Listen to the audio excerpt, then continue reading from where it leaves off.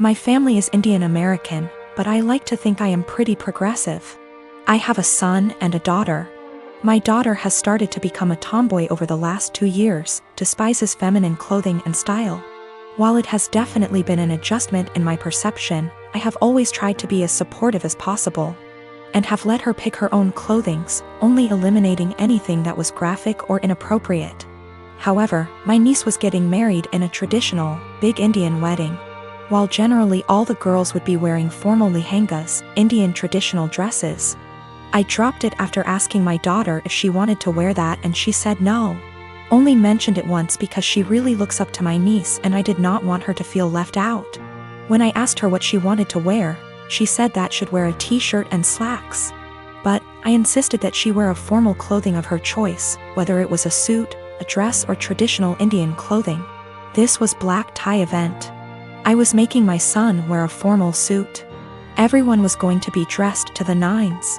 I was going to get my son a new suit tailored for the event, and I insisted that she come with and pick a fabric and suit style as well. It could be to her desire, as long as it was appropriate. Like a very typical men's suit or feminine twist like what Zendaya wears. She got angry and said I was constricting her expression. I think she will have to wear formal clothing in other points in her life, whether for work or other formal events. She can express herself however she wants, but dressing appropriately for the occasion is a necessary skill. The wedding has been postponed for now, but I still want her to wear a formal outfit, and she is still mad at me about this. But I want to stress that I don't think my daughter is really the asshole, but she is the sweetest little girl in the world. She is usually very respectful, gets excellent grades, and works really hard. I am very proud of her. I do not think my daughter is trans, but I think I have made it clear that it's okay if she or anyone else is. She also generally seems pretty happy with her body. She is actually really fashionable and doesn't really wear baggy clothing or anything, but is more into streetwear. She is the one who showed me who Zendaya is. I think she is at the stage in life where she knows everything, and I, her mom, knows nothing. She wants to rebel for something, but isn't really the type to rebel with something really bad, thank God. So she decided this is a justified area to rebel. She is also at home, and I haven't really allowed her to go out because of the current circumstances. So think she feels cooped up, and now everything about me is annoying her. I have decided to take a hard stance on because my daughter really wants to go. She loves her cousin and my family, and she is a really social person who would love weddings. Telling her not to go would hurt her, I think, and would be counterproductive in the long term. This is the first wedding in our family and the first time my kids will see a traditional Indian wedding. They have never seen one before, so I think it's important that they learn and feel connected to our culture. If she decides not to go as an act of rebellion, I know my daughter, and I know she will feel really sad afterwards. Parenting is hard, and I was always a girly girl, and so were all the people around me, so this uncharted territory for me. I am a 25-year-old male on a lakeside property that was legally and officially given to me by my parents. I have been living here for 6 years and have some great neighbors along with some not so great ones. Of all my neighbors, I have only ever had problems with one who lives right next door named Mariette. She first moved in early this summer as she had the former house on her property demolished and rebuilt. My problems started with her over the use of my wood stove and fireplaces. With the temperatures getting colder, I have started to use them daily. My house is not equipped with any form of heating outside of the wood stove and a fireplace. This means that from fall until spring I will constantly have them going to keep my place warm.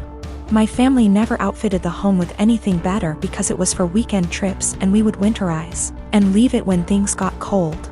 My parents thought of adding oil heating when I moved in, however I opposed it because it was a waste of money and didn't mind splitting logs. 5 days ago, after having received my shipment of logs for the fall, I was approached by my neighbor Mariette. She came around asking for my parents, to which I said that they don't live here and that I am the homeowner. She didn't believe me and said that I was too young to be a homeowner before leaving. Later that day I heard a knock at my door and thought it was my girlfriend, so I gave my usual greeting of, "Hey, sweet cheeks," while opening the door. Unfortunately, it was not her and was Mariette again, so I apologized quickly and asked what she wanted. Once again she wanted to speak with my parents, to which in a more stern tone said that I was the homeowner. This time she finally got it and said that I am violating HOA policy by using wood-burning fireplaces indoors and outdoors. In response, I said that as new as the house looks I am not a member of the group and that the town permits fireplaces and burning yard waste.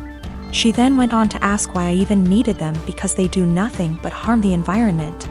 I went on to explain that while the house exterior looks new, the house actually has been around since 1930 and still uses a wood stove and fireplace heating. She didn't believe me yet again and said she would be back with an inspector. Yesterday once again she came with another person who introduced themselves as an HOA inspector.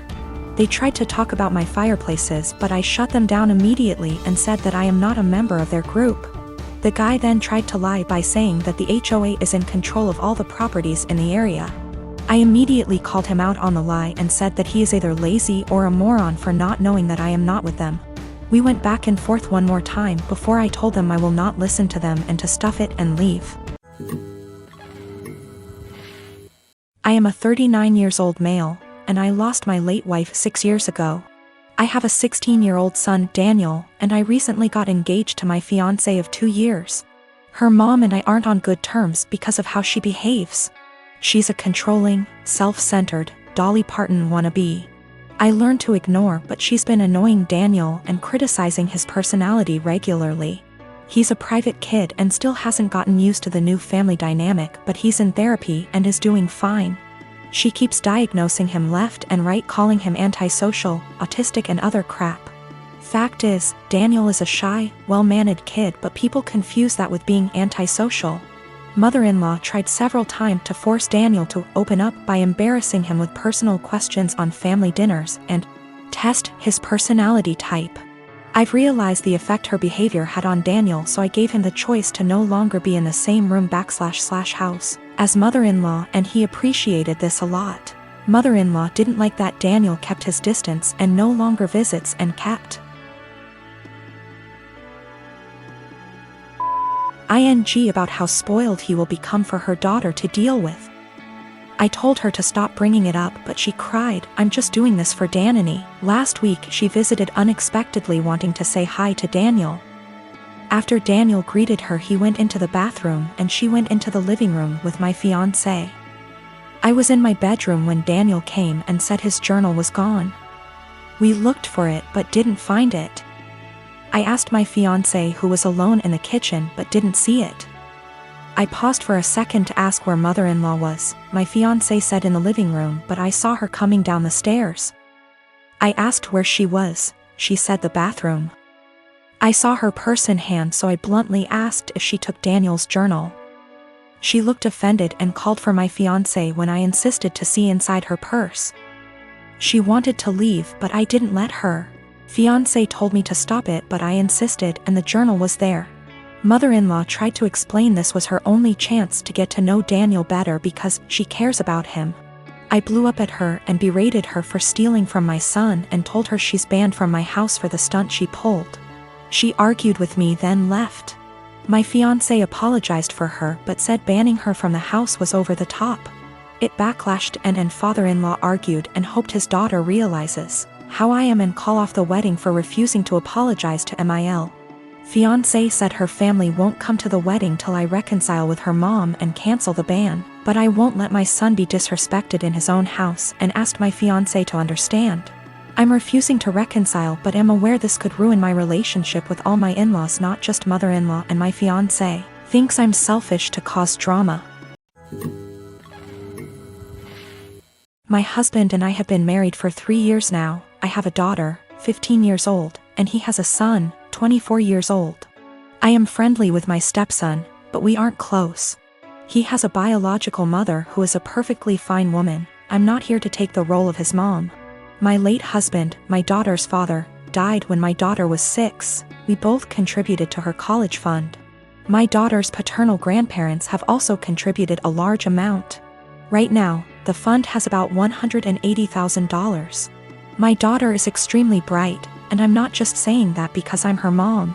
I truly believe she has the capacity to go to an Ivy League school, and her teachers have said she has the potential as well. And I don't want costs to hold her back. Our income would be too high to get any meaningful financial aid. And while there are a few merit-based scholarships out there that she will be applying to, we don't want to put all our eggs in one basket and hope she gets it when it's so competitive. My current husband and I have separate finances. He doesn't contribute at all to my daughter's fund. My stepson is struggling with a heroin addiction and has stolen money, jewelry, higher loans, and electronics from us for drug money. I understand that addiction is a disease, and I personally paid for an outpatient detox for him, which cost $1,000, which failed. His father then paid for an outpatient rehab program, which cost $6,500, which also didn't work because he barely showed up. He promised us he'd do better next time and he needed another chance. So I split the cost of another $6,500 outpatient rehab program with my husband, which seemed to work during program, but he relapsed as soon as he got out of it. I have spent so much money, time, and energy and it hasn't helped at all. My husband and my stepson want to try a 60-day inpatient rehab program, which will cost $30,000. I had absolutely no idea where they were supposed to get the money for that, considering the thousands and thousands of dollars that were already spent, and the fact that we no longer had anything of value in our house. They want to use my daughter's college fund, which to me is absolutely off limits. I feel like it's completely unfair to my daughter to punish her for my stepson's addiction, unfair to my late husband and his parents, but frankly, I don't think spending $30,000 will work. My husband thinks I'm an asshole because I'm prioritizing my daughter's education over his son's life, and he believes medical needs come first. He then asked my daughter if she'd be willing to use $30,000 from her fund to pay for her stepbrother's rehab, and she got very quiet and did not answer. He then got very upset with her and said she was being selfish. My daughter later told me that she didn't want to give her stepbrother the money, but she felt so guilty. And I am furious at my husband for emotionally guilt-tripping my daughter like that.